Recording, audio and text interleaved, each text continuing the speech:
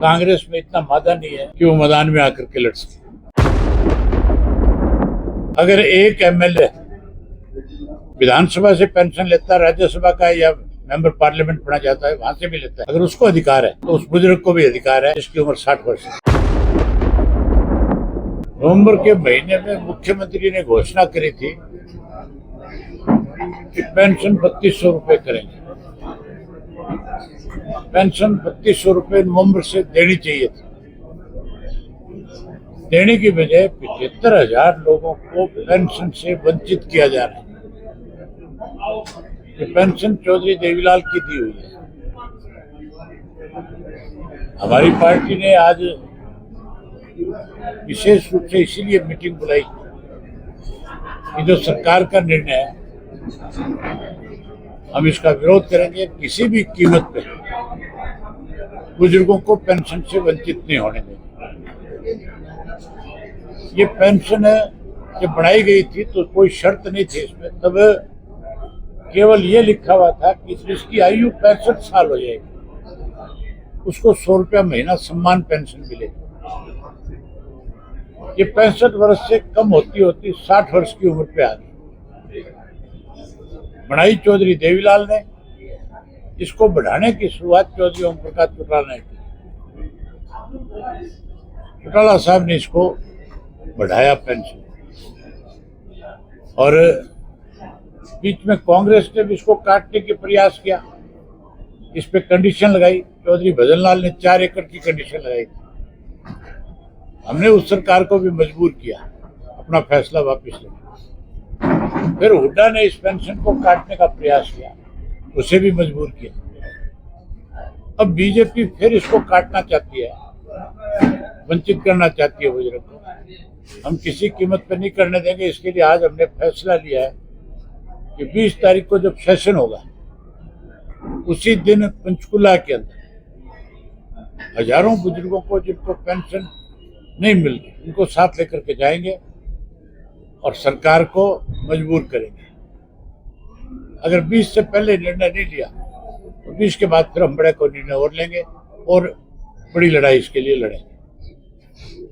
वहीं उसके साथ साथ 23 मार्च को नरवाना के अंदर हम शहीदी दिवस मनाएंगे, शहीद भगत सिंह जी का और उनके साथ राजगुरु का और सुखदेव का शहीदी दिवस मनाएंगे। युवा शहीदी दिवस के नाम से एक युवा सम्मेलन रखेंगे। उसके साथ साथ राजस्थान में पर्यावरण को लेकर के एक बड़ा आंदोलन चल रहा है। हमारी पार्टी का संगठन राजस्थान में भी, वहाँ सारे राजनीतिक दलों के लोगों ने, आम सामाजिक संगठनों ने पर्यावरण को बचाया जाए इसके लिए उस आंदोलन का हिस्सा बने हुए। मैंने अपनी तरफ से चिट्ठी तो उस आंदोलन चलाने वाले लोगों को पहले दिन लिख दी कि हमारा समर्थन आपको है।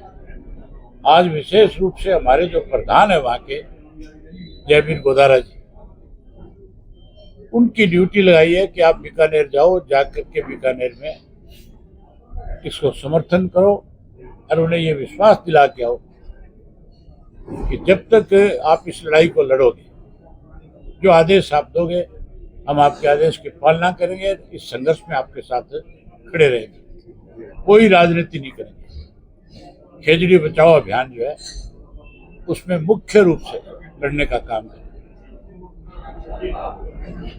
ये 3 आज फैसले हमने किए। इसके लिए आज हमने ये मीटिंग बुलाई थी और तीनों चीजें मजबूती के साथ आगे बढ़ करके इसको करने का काम करें। ये केंद्र का तुम्हारा ये हाल है। स्टेट में बजट लेके आ रहे हैं, 3 लाख करोड़ से ज्यादा का कर्जा है। जिस सरकार पे 3 लाख करोड़ से ज्यादा का कर्जा, उससे आप क्या उम्मीद करोगे कि वो डेवलपमेंट करेगी? वो तो कर्जे का भुगतान जो है, ब्याज भुगतान करने में भी असमर्थ है सरकार। तनख्वाह देना तो बहुत दूर की बात है। नरेगा के अंदर 40% का जो किया इन्होंने कि स्टेट देगी, तो स्टेट 40% कहाँ से दे देगी? स्टेट के पास तो कर्जा ही कर्जा है। तो नरेगा बंद हो जाएगी, गरीब आदमी को सबसे बड़ा नुकसान होगा इसमें। जो कांग्रेस इस मुद्दे को लेकर धरना दे रही तो जायज है। कांग्रेस ने मेरी ख्याल तो कहीं धरना दिया नहीं। पहली बात, कांग्रेस में इतना मादा नहीं है कि वो मैदान में आकर के लड़ सके। अखबारों में लड़ सकती है कांग्रेस। जंग की लड़ाई तो इंडियन नेशनल लोकल पार्टी ने लड़ी। ये पानी का इशू था, चाहे बिजली के रेट बढ़े थे, और चाहे आज पेंशन का मामला है। ये लड़ाई केवल हमारा कार्यकर्ता लड़ सकता है, कांग्रेस का। तो कांग्रेस तो आपस में लड़ सकती है।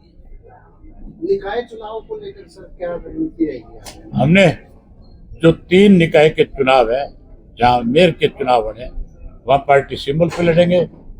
बाकी जगह आज हमारे पार्टी के जिला के जो अध्यक्ष हैं उनकी जिम्मेवारी लगाई है कि जहाँ जहाँ चुनाव हो रहे हैं आप वहाँ पे हमें पता करके बताएं कि कौन कौन चुनाव लड़ने की इच्छुक है। उसका फैसला बाद में। इस तरह से आपने बात की बुढ़ापा पेंशन को लेकर, सम्मान योजना जो चौधरी देवीलाल ने शुरू की, लेकिन अब जिस तरह से बात आ रही है काटने की, तो सरकार की ये भी दलील है कि अगर कोई 2 पेंशन दे रहा है, 3 पेंशन दे रहा है, हमारी उस तरह से हम लोग, अगर एक एमएलए विधानसभा से पेंशन लेता है, राज्यसभा का या मेंबर पार्लियामेंट बना जाता है, वहां से भी लेता है, अगर उसको अधिकार है तो उस बुजुर्ग को भी अधिकार है जिसकी उम्र 60 वर्ष है।